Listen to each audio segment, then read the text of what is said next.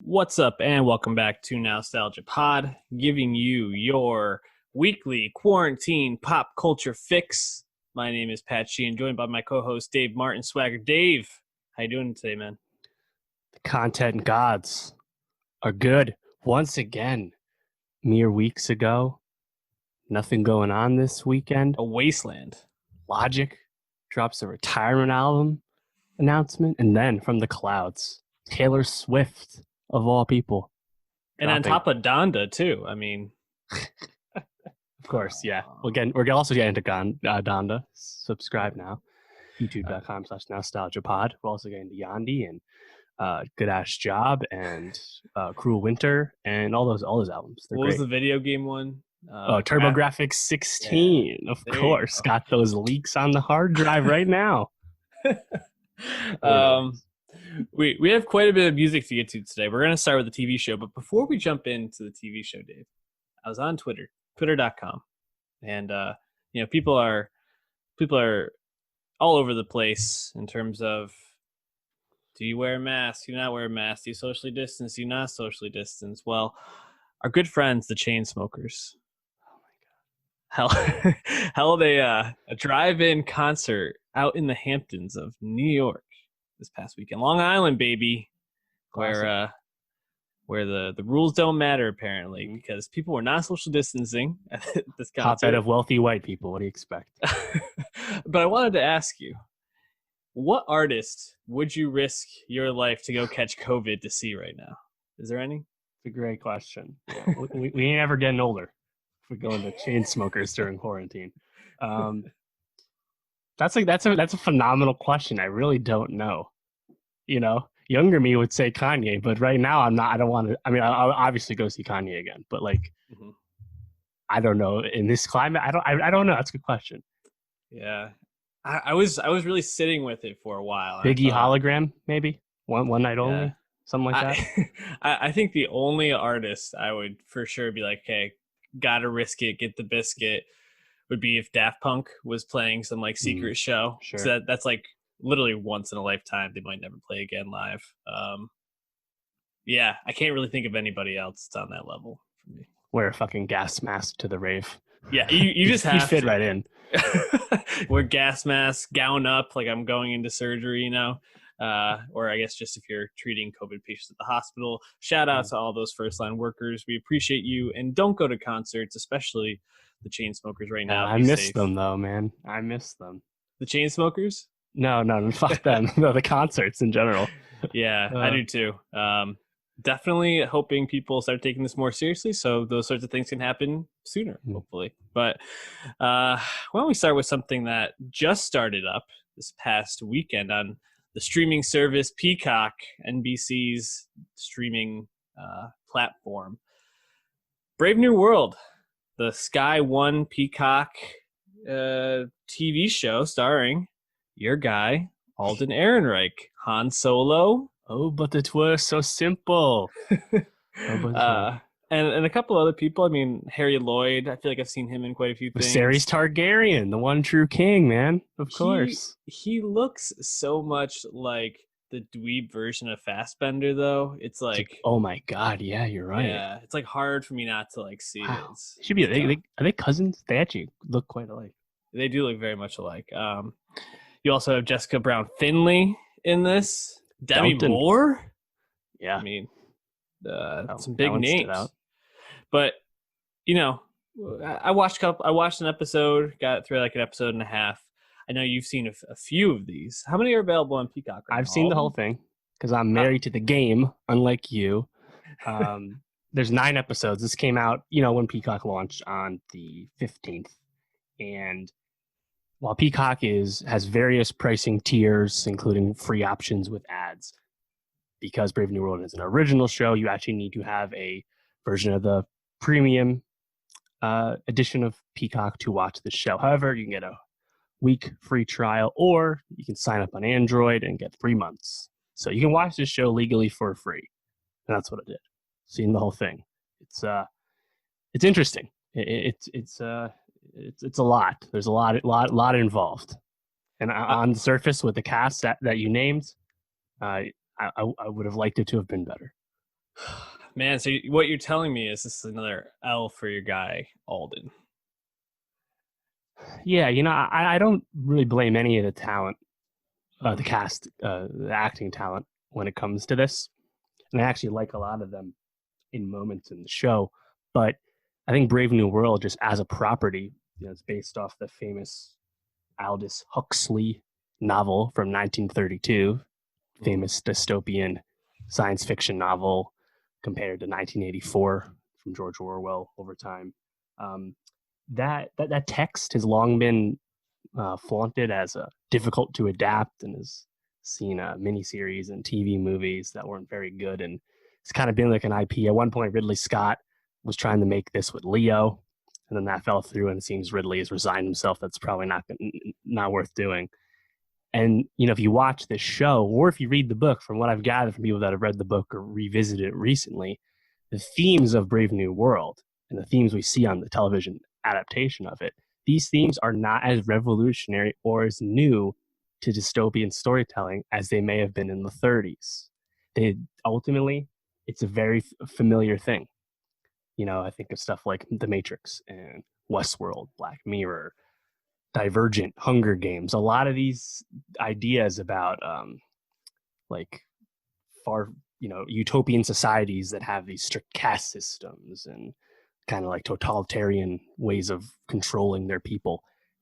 It's not like groundbreaking, and this show doesn't really do anything to elevate that, despite a talented, good-looking cast and some really impressive visuals from time to time with the show. So, yeah, it's I think it's one of those things that probably the time in the sun for this IP is just gone, unless some like true like innovator tried to tackle this in some really engaging way. But that's not what the show is.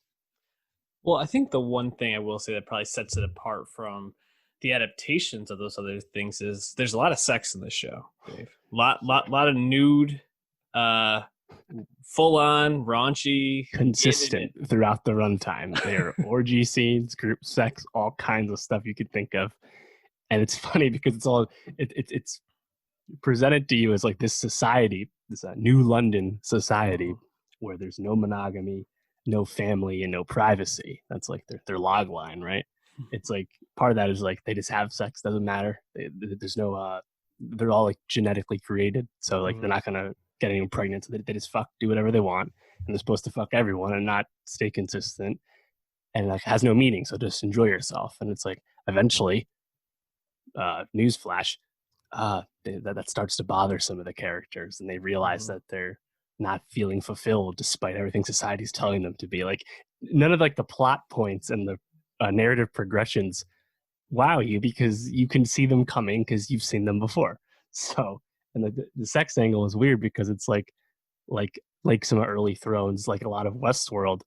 It's like it's just so in your face to the viewer to be like, look at this, hot people fucking with dance music, get it? And it's like, yeah, I mean that's cool, but like I don't need to watch the show for that. So why am I going to like?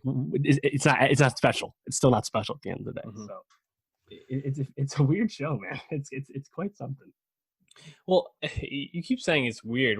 Do you feel like what makes it weird is that it feels so out of place? That it feels like an unnecessary like theme, a show that's like from an era gone by. Do you feel like what's weird is that it's kind of at least from the first episode, I felt like a little bit disjointed, paced a little bit weird. There were moments where I was really engaged, moments where I couldn't care less what was going on. It's kind of a complex world too, like setting up kind of like how things got there and why all these abilities people have within this utopia is very, there's like a lot to learn, Yeah, that's true. Yeah, and I think the show kind of picks up and becomes a little more interesting once the early stuff that you saw goes away. Once John, Alden Ehrenreich's character, once John goes to New London, and like he's like a fish out of water in this thing, and then the society that he's seeing, he's like, y'all are a bunch of weirdos. Why do you think this way? You're allowed to have different thoughts than what you were told to think and say. And it's like, it's a lot of ultimately boilerplate stuff. And it's just kind of disappointing because there is a lot of cool stuff you could explore with this, right? But I don't think the show ever makes really any effort to go down any of these paths. And we just kind of go down the middle, and we have the baseline, like the characters feel this, and John convinces them to think this way, and it's like there's this the epsilons. They're the lowest level of society in the caste system. They're like the working class, and the epsilons love their work, as society says. They're happy to do it.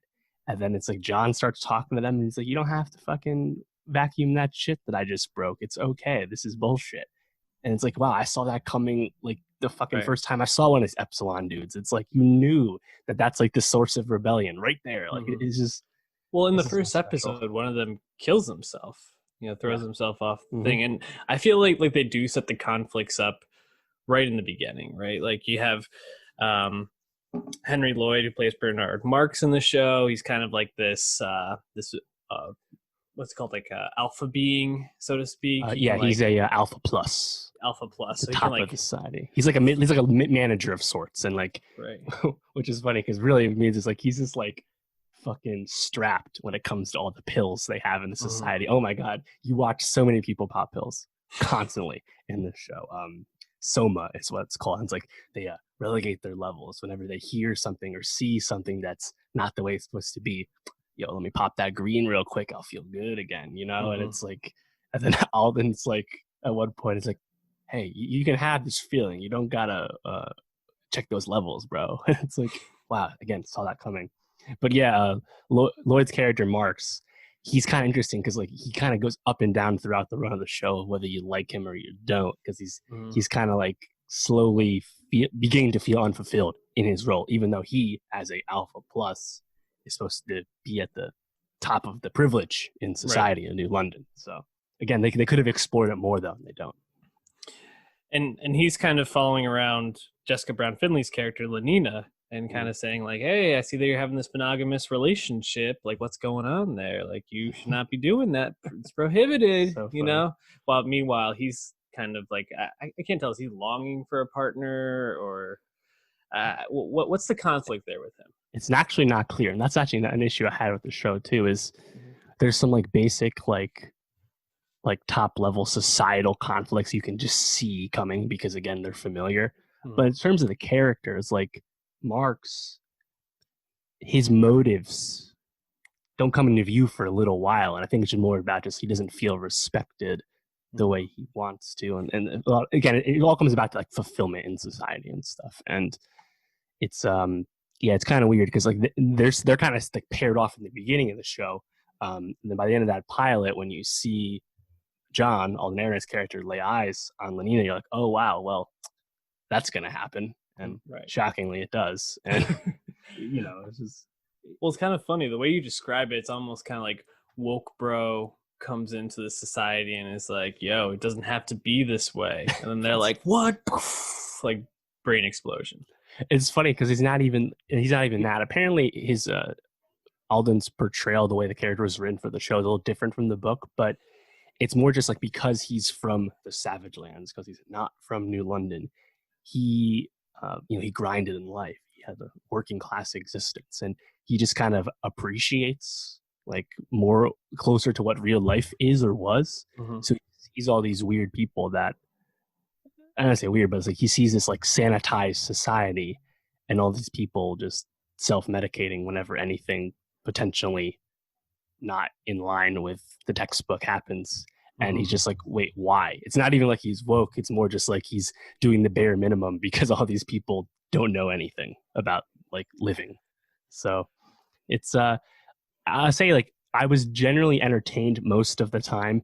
And even these like wild, like deep house orgy scenes do look kind of cool because like the flashing lights and the cinematography and stuff. And I did find some of the ancillary characters pretty engaging.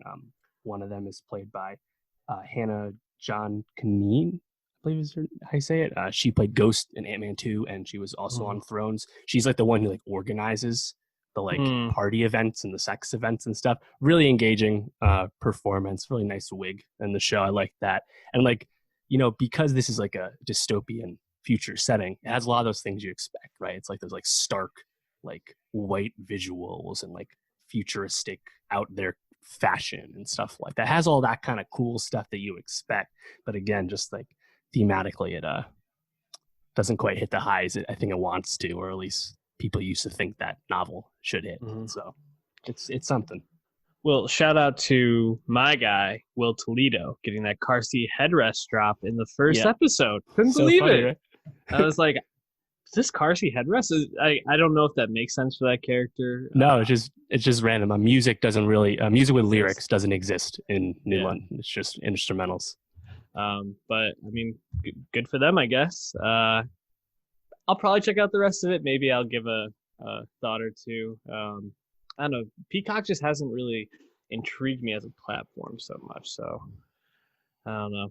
I mean, is this the main thing that they have coming on there? Yeah, I mean, they have like that Psych movie, and they had that David Schwimmer comedy show that didn't really get good remarks. All no's from me. Yeah, so I don't think I'll be checking in for original content until like the Battlestar Galactica show from Sam Esmail happens, which is obviously years away.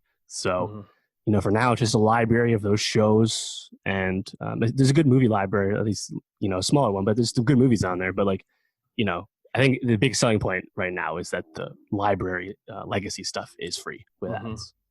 Apparently, SNL on there, it just like plays a channel where it just jumps through skits, which is probably like the only intriguing part. I'm not big into NBC's like. If the Olympics had happened, we would have had like lots of Olympic like live watching and stuff integrated into it. So it does seem like Peacock kind of got its legs cut off in a certain sense due to Corona. Jeez, well, Corona doing that to a lot of people. Let's transition though from some TV to some music, and we're gonna start with an old friend of ours, Lupe Fiasco. Lupe the Third. I mean, for Lupe, it's been 2 years since we last really heard from him, right? When we reviewed Drogas Light in Drogas Wave, sorry, in 2018. Drogas Light was 2017. That was Lupe's very long and expansive and thought-provoking, maybe a little difficult to access at points, album about slaves that fell off a slave ship and then were stopping other slave ships or helping to sink other slave ships to stop them from their fate at that point. We liked it, and I think we are always blown away by Lupe's technical ability. He's always solid. I think even if the output isn't always fun to listen to or catching and something we want to go back to, it's undeniable that Lupe is a great rapper. Would you put him in your top 10 though, Dave? Probably. Check out Dave's Twitter for his thoughts on that at Martin Swagger. Hip hop by numbers, man. He's doing it for engagement, I know, but like for sure. It's hilarious sometimes. But yeah, the last album, Stack That Cheese, amazing song, sequel song to Hip Hop Saved My Life, one of his most famous songs. And I think that was a really great album to hear because it was kind of a return to like Lupe more or less hitting on some of his really wide-eyed conceptual things he's tackled. And, I also like Tetsu and Youth from 2015. I think Mural's one of his best songs ever. So in general, I think the last part of the decade was a pretty good one for Lupe, all things considered, because, he's still a guy who is not afraid to speak his mind on social media and stuff and is more or less not in the rap establishment, hasn't been for some time. So he's always kind of an interesting figure as far as like, older heads go. And now we have this really slight new EP that kind of came without much fanfare and definitely a change of pace, let's say. Well, I was going to ask you, do you feel like that strong end of the decade rolls into the new decade on the same high for Lupe with House, this 5-song EP? Yeah, I don't think this EP is special at all, but I enjoyed listening to it. I think there's some weird choices involving it, mainly around Off-White virtuoso Virgil Abloh having multiple spoken word sections on a 20-minute EP. But yeah, I mean, this is cool because Lupe's just kind of freewheeling on these songs where he's actually rapping and it's not the spoken word segments, and it's kind of refreshing because he's always going to be good at that. Yeah. So it's pretty fun. Yeah, I thought it was fun. I think it's the song Shoes. Might be Sledum. I'm getting them mixed up in my brain at the moment. But one of them, he really like rides over these like keys, really like his voice kind of like melds into it. He does a couple lines about like Fauci and Yeah, that's the last one. coronavirus. L595. Maybe it's L595. Rap Anthony Fauci.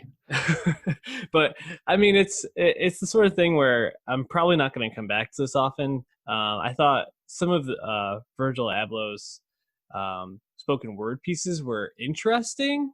A bit galaxy brain for me, but interesting. Yeah, that's what it is.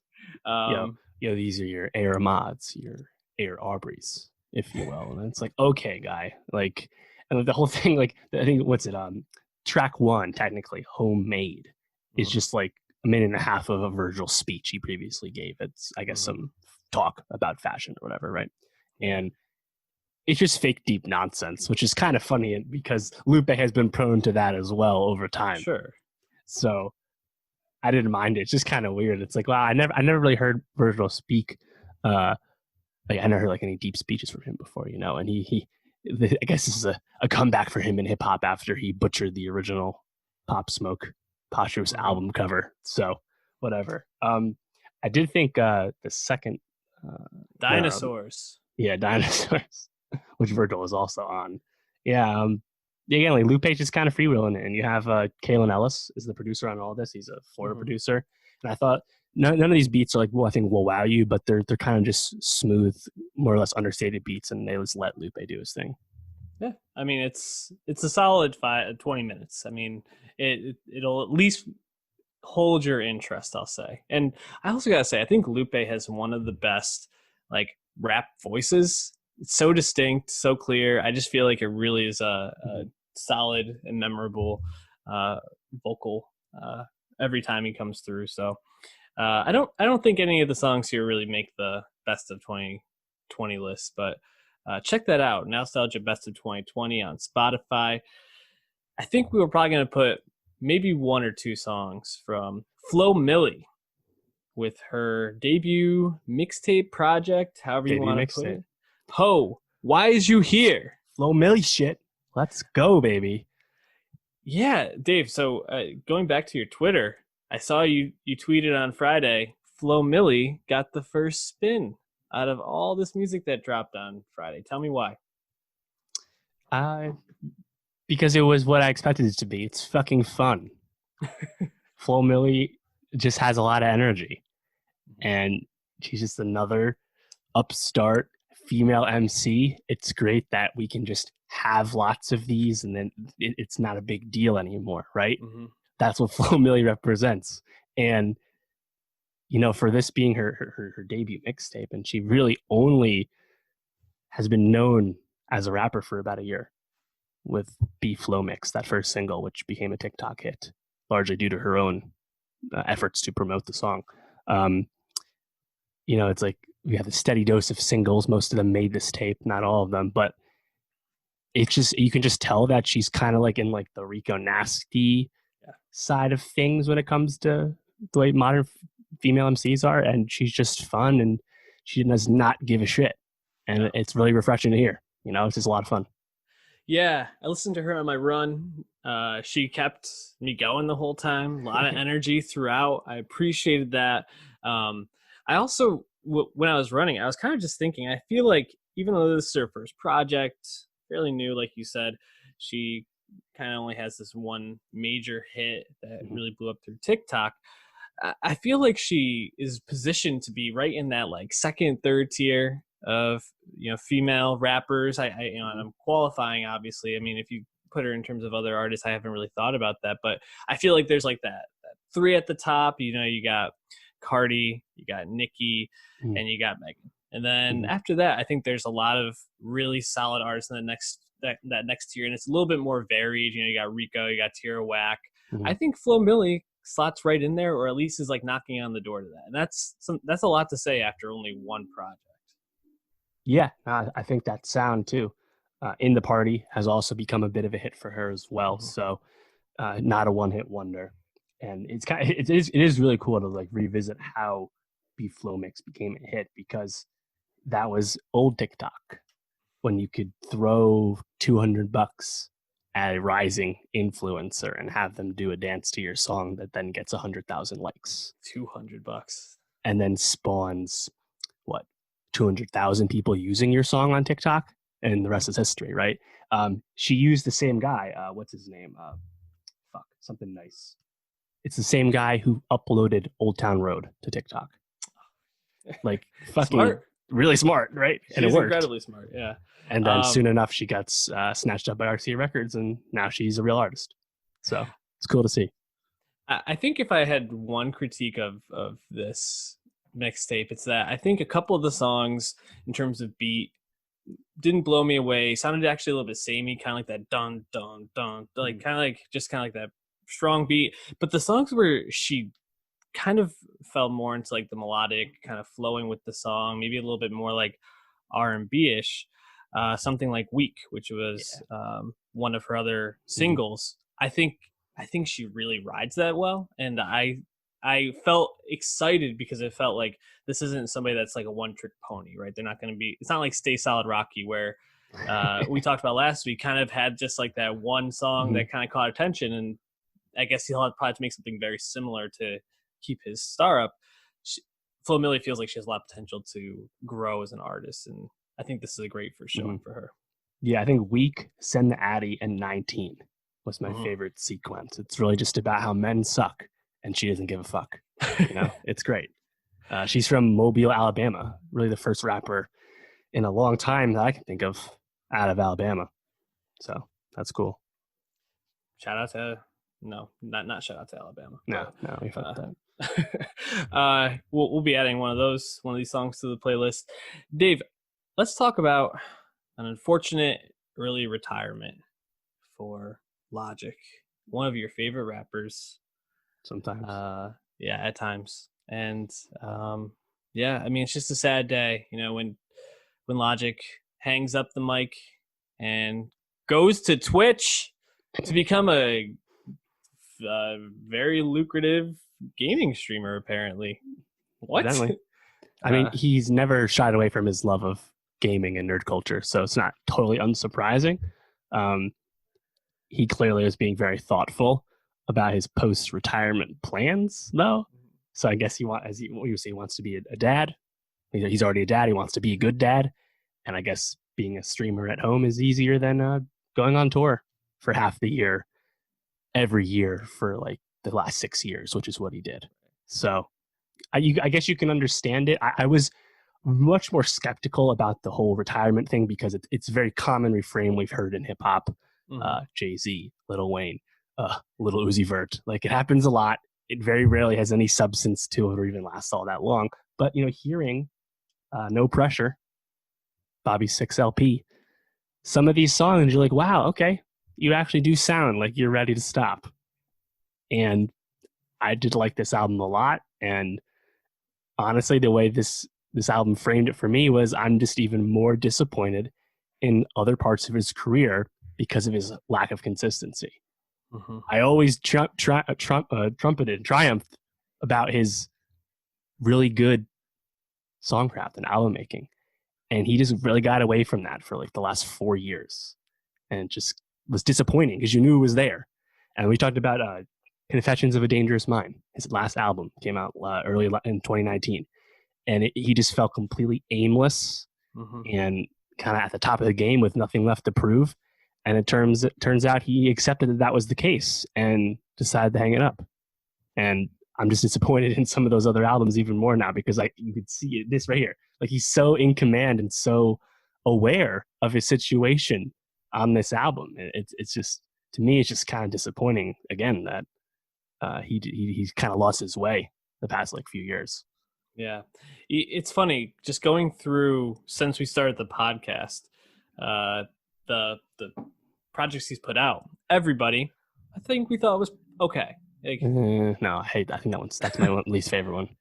I think that's I the thought one that one was okay.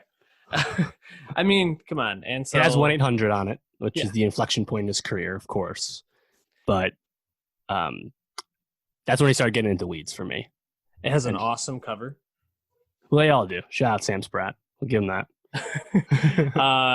Bobby Tarantino too. Young Sinatra 4. That was the last breath of fresh air. And then Confessions of a Dangerous Mind. I mean, that's trash. it's not a strong showing, especially No. because what you look up Under Pressure, good album. I think Bobby Tarantino, good. Incredibly True Story. I mean, I don't know. That's the Under Pressure and Incredible True Story are my two favorites. His first two albums, and Young Sinatra 4 was very interesting because when I first heard it, I'm like, oh, here he is. This is back to mixtape Bob.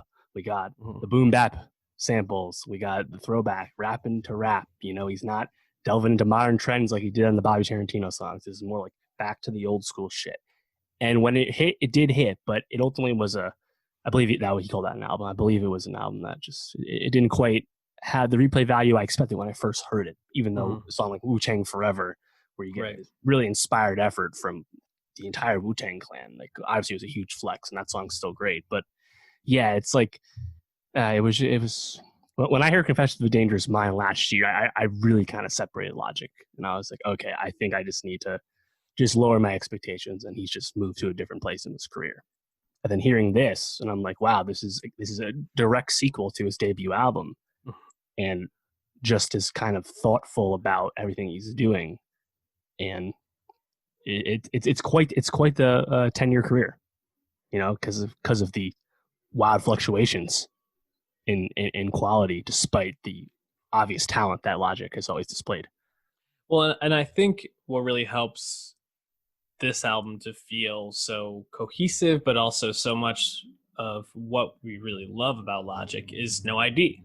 He's back helming, you know, the production of this, and I think it's pretty obvious. And I also think I think it was a lot more focused, and it was a very obvious, like, this is my perspective on things, mental health, society, why I'm retiring, why I'm stepping away, why being a father is important to me. And he kind of just created this, like, almost like documentary style, like, final album in a way. You know, it has like the interludes where the like female robot voice is like, he listened Dahlia, to this back from Dahlia. The first two albums. It's a nice completing the circle once again, because she had popped up in the beginning. And I think you can hear so much of him really putting his whole influence into this, and they talk about the influences that he used. You know, they shout out Kanye and Outkast sample on GP4. Yep, it's the drums from Elevators, right? Yeah, very obvious. Like, there's an Erykah Badu sample on here. Yeah, in general, a lot of samples and interpolations and stuff. Kanye references, and it infuses like the jazzy R&B side of Logic that I think he flows and really meshes with and feels inspired by. You know, he name drops his heroes in this too. I mean, like, he literally like talks about Quentin Tarantino, I think, like twice. I think it mentions him. It's very much like just everything Logic has made his career feels like he's put in here. And yeah, I was really impressed by it. It actually makes me sad that he's walking away, but like you said, I think he actually lays out, he doesn't really feel like he has anything to say anymore. His life is focused around being a father, and that's pretty boring. So not really much else to talk about, I guess. I'm sure that will change. I don't think he'll stay retired. But what were the songs on here that stood out to you the most? I mean, speaking to Logic really getting into why he feels he needs to hang it up, I think there's two obvious places. That'd be Dad Bod, which just got a music video, and Dark Place. And they're very different songs. Dark Place, as it suggests, is a much more moodier, introspective song. And Dad Bod is quite self-aware. And Logic has attempted to be self-aware in the past. It's often come across as really corny or over the top. But I think in this case, you hear Logic is telling you how his life has changed and what his actual circumstances are, and how it's not like the stereotypical rapper on a pedestal, you know, lifestyle. And then on Dark Place, you really hear him talking about kind of those insecurities and you know, his struggle with mental health, I guess, of late. And it's funny, if you remember on Young Sinatra 4, he openly acknowledged, if, you know, getting to be a good rapper, if he would have time for a family. And now he's literally coming to the conclusion that I would not have time for a family the way I want to, and that would make me sad. Therefore, I can't keep doing this. It's some of his most introspective, I think, musings he's shared. Yeah, I think he lays himself out here pretty bare in a lot of this. I agree. I really liked those two songs. I mean, in terms of like other songs that really stood out, I felt like it was just an easy listen of an album. Like it really flowed well. I guess I really liked Man I Is. I thought that was a really strong track. Just very like R&B, has like those horns, that guitar that you kind of ride on. Let's see what else. Amen, I really liked. One of the last tracks stood out to me after I heard him say, which I thought also was pretty good. I don't know. What were the tracks that you found yourself going back to? Yeah, I think No Pressure intro hit my line GP4. That's a really strong start. And GP4 is a bit of a banger. Before that, you have Hit My Line, which kind of reminds me of some older songs, like, I don't know, maybe Fade Away, where it's almost like more, or it's like more understated, not as aggressive Logic, kind of like more sing-songy. And then later on, you have the sequel to Soul Food 2, which is on his debut album. That's a good one for the fans. And later on, right at the end of the album, right, you get this is the end of the No Pressure sessions or program, however it's phrased. Now it's time for the Ultra 85, and it's really just Logic being like, thanks to all my fans, glorified outro, right? And I thought that was an interesting moment because Ultra 85 has long been hyped up as this to be released Logic project, a la various Kanye projects that we know by name and nothing else, right? And it seems like Logic is basically like saluting to the fans, like, hey, don't think that's ever happening, but I see you guys. Peace. That was kind of cool because Logic has talked about he's kind of like a Mac Miller. He just has multiple projects more or less complete just on the hard drives, and maybe we'll get one of those one day. Who knows? But thought it was cool to see him kind of acknowledge the those hardcores there. I also really liked Five Hooks. Speaking of samples, so this is an album that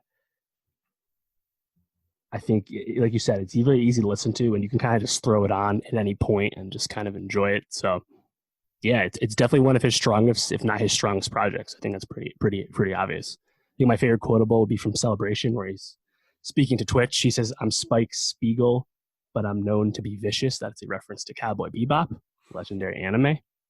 So, it's very Logic-esque, dropping an anime bar.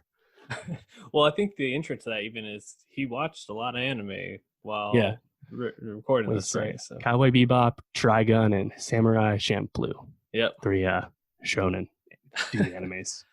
Dave, I mean, I would consider you a fairly big Logic fan. How are you feeling about if this is his last album? Do you feel like this is really, like, do you think this is it, I guess? And then how are you feeling just in general if this is? It does seem clear that he wants to be away for a while.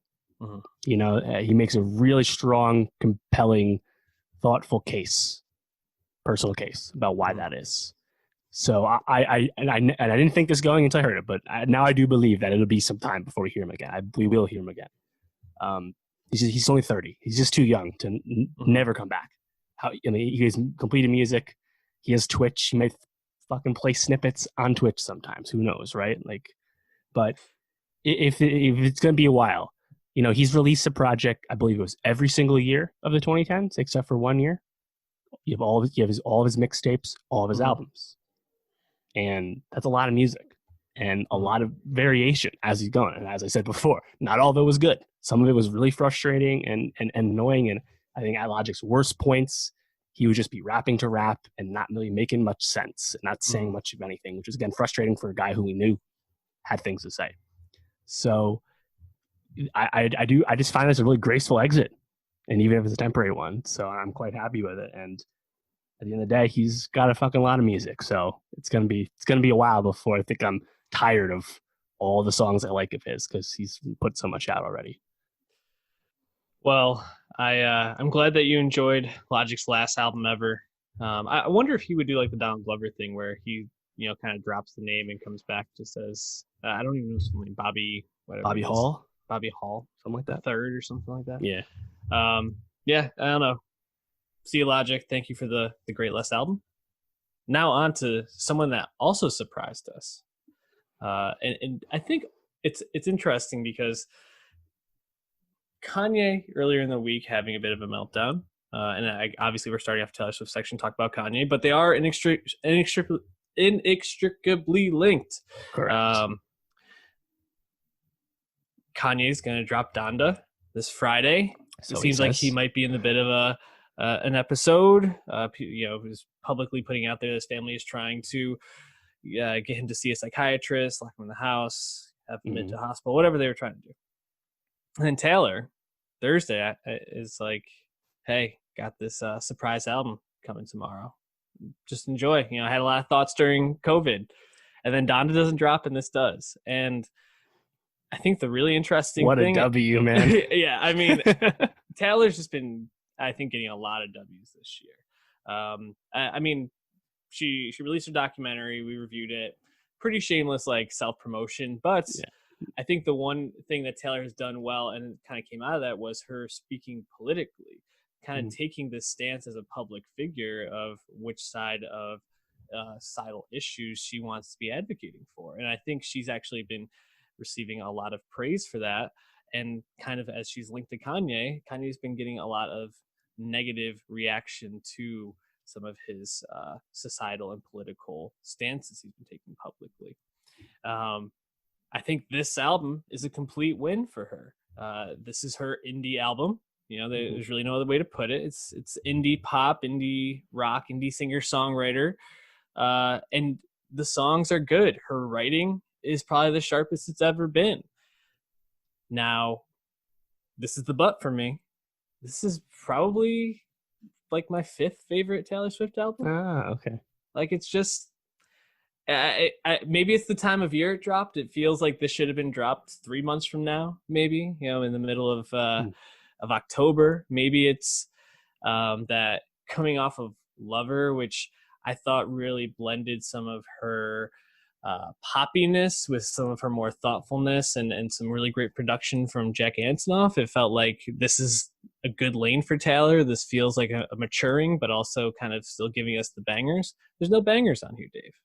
There's no bangers. But this is a really heartfelt album, and I think for that reason, this is a total win for Taylor. How are you feeling about Folklore? Yeah, as you said, it's just very interesting because it's an anti-pop album. It's kind of everything Taylor Swift has actively not done in the past. This is an album that had no lead single, no promotion. It's coming at a time where the music industry was ripe for someone to seize the moment of this caliber. I think everyone for the past few months is like, oh man, if Rihanna dropped now or Frank Ocean, someone who's been anticipated. And we know Adele's coming in a few months. And I don't think anyone ever thought that Taylor Swift would drop her second album in less than a calendar year.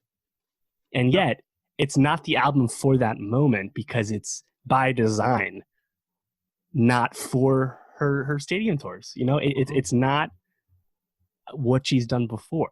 It's just kind of a personal album that I think, generally speaking, production-wise, is more designed to highlight her biggest strength, her songwriting. It's not she's not forced to like keep up with her vocals on any of these songs, right? It's really just about the writing and the songcraft. And as you expect with good Taylor projects, that songwriting is really strong once again. And to me, it's just so funny because this is everything 1989 is not, and it's also a lot unlike Lover, right? Because after Reputation, she kind of recalibrated with Lover. And now it seems like, maybe Lover does not get the big Grammy noms that she was hoping for after Reputation also didn't, right? She still wants that third album of the year. Hasn't gotten it. And now it just seems like she's all right, fuck it. I'm just going to do what I want. I don't give a shit what anyone else thinks. Yeah. And this is what I'm feeling right now, so this is what I'm going to make. And, some Zoom sessions with Aaron Dessner from The National, as well as Jack, of course. How could he not be here? And also a little bit of Justin Vernon. And get something that's, I think for Taylor fans, there's still a lot here to like because her songwriting shines once again.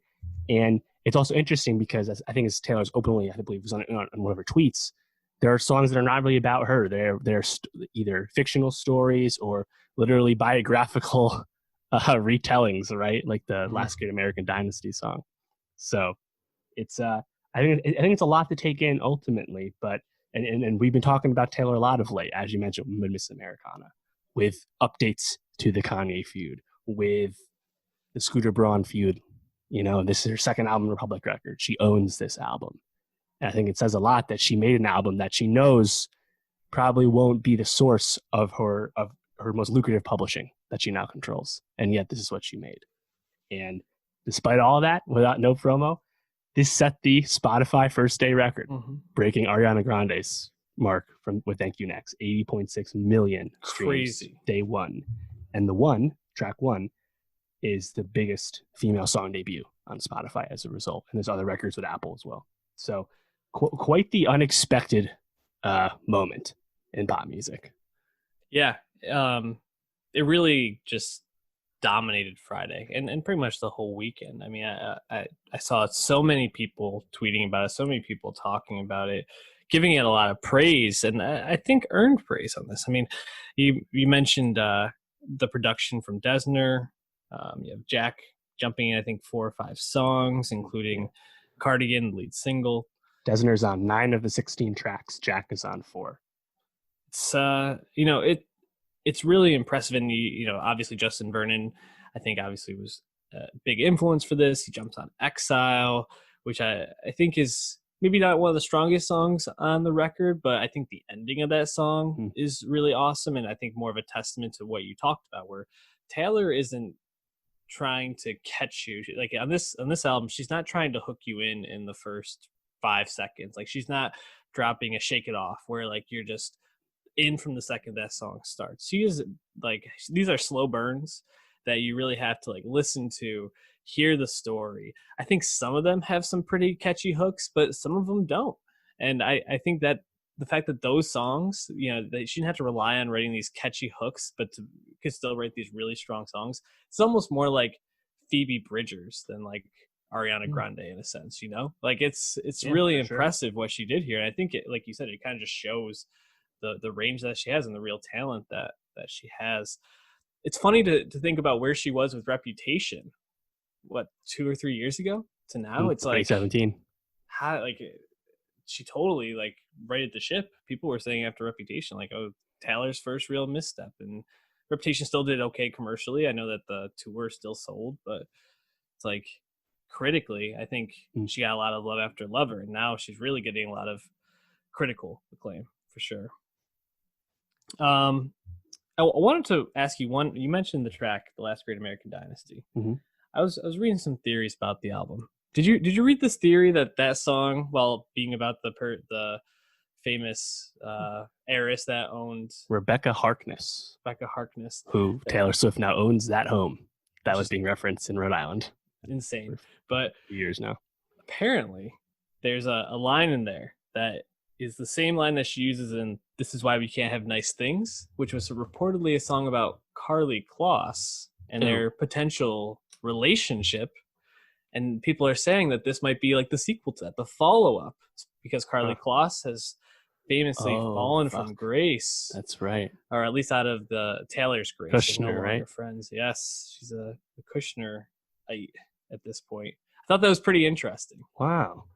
When I first heard it, I immediately thought of her brief relationship with Connor Kennedy, because the Kennedys, a great American dynasty. Yeah. That's what I thought of. But it's actually interesting. You listen to the song again, you read about it. You're like, oh, wow, this is actually just kind of the story on its face about Rebecca Harkness. And that's cool because that's not something Taylor Swift has done all that much, And because she's such a strong songwriter, she can actually make an engaging song that's literally like Wikipedia. You know? Yeah, really and cool. A lot of these songs, I mean, some of them I think are personal, and some of them feel like just kind of pulling from memories or pulling from experiences she's thought about. There's the Love Triangle 3. I think it's Betty, Cardigan, and Illicit Affair, which those 3 are supposed to be written from each perspective of a love triangle. We don't know if Taylor is referring to something she experienced or not, but she's obviously jumping perspectives. She couldn't have been all 3 unless she's had multiple love triangles. Perhaps that's the case. But it's interesting because it does feel like Taylor isn't just writing about heartbreak and, lost loves and things. Like a song like Seven, it seems like she's talking about a little kid that she might have been friends with that, you know, whose parents were abusive and like wanting them to like to save them in a sense and not have to be in a domestically violent situation. This Is Me Trying, I thought was a really engaging song about breaking up, which, you know, kind of goes back into the Taylor mold. But then you have something like Mad Woman, which is more of a political commentary about like, oh, like, you know, women aren't supposed to get angry. Women aren't supposed to show these sorts of emotions or act this way. It's kind of her like, you ought to know, in a sense.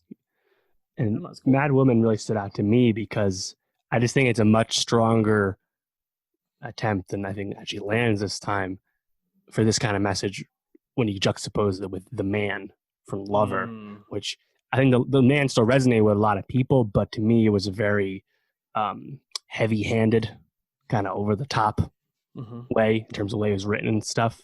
But with Mad Woman, it's still quite a cutting song, but I think it just gets to that message in a much stronger, I think more convincing way.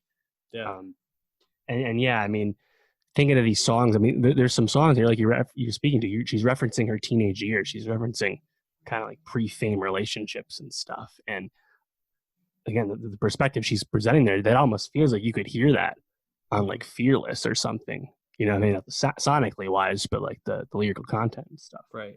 So yeah, that's pretty interesting. And there actually been some, speaking of theories, there has been some theorizing about Betty and whether it's actually like gay canon in terms of like these characters and whether it's actually been a gay relationship.